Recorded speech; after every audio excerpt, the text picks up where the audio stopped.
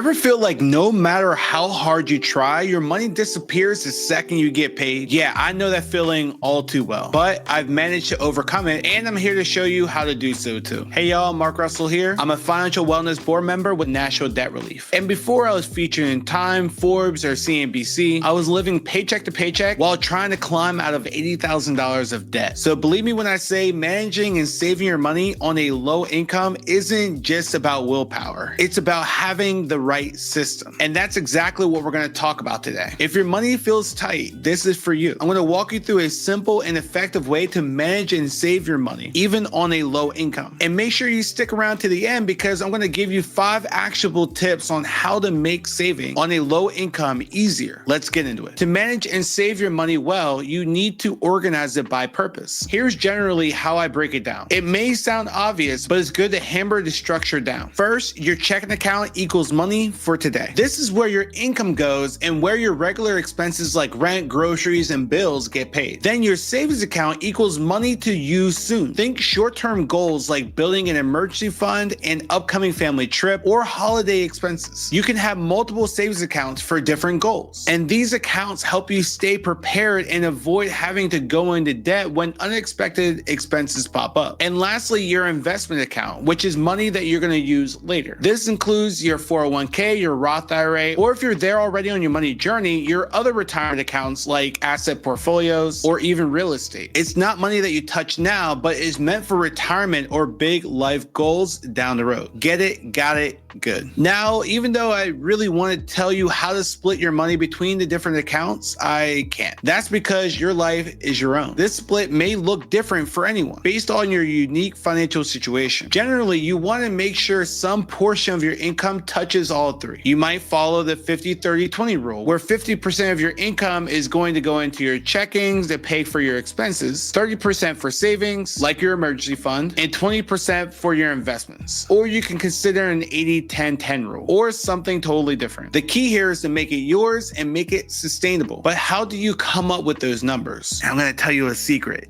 It's budgeting. So let's move on to that. Maybe even more so when you're on a low income, budgeting is not optional. It's the foundation for every solid financial plan. My golden rule is that every dollar that comes in needs a job. That way you make sure that no money will fall through the cracks accidentally. Here's a simple budget plan in 5 easy steps. First, track your income. Know exactly what's coming in each month. Take into account your paychecks, side gigs, or any government benefits. Then track your expenses. Write everything down: rent, bills, subscriptions, and even those coffee runs. Here's a pro tip. Look at the last 3 months of bank statements to spot patterns. You might be spending more on unnecessary things than you might think. In step 3, you're ranking these expenses in terms of priority. Housing, utilities, food, debt payments, and savings go first. These are your must-haves. The rest come later down the road. Then when you know what comes in and flows out on a regular basis and have your priorities straight, it's time to cut out the waste. The key here is to be honest with yourself. You're not lying to anyone else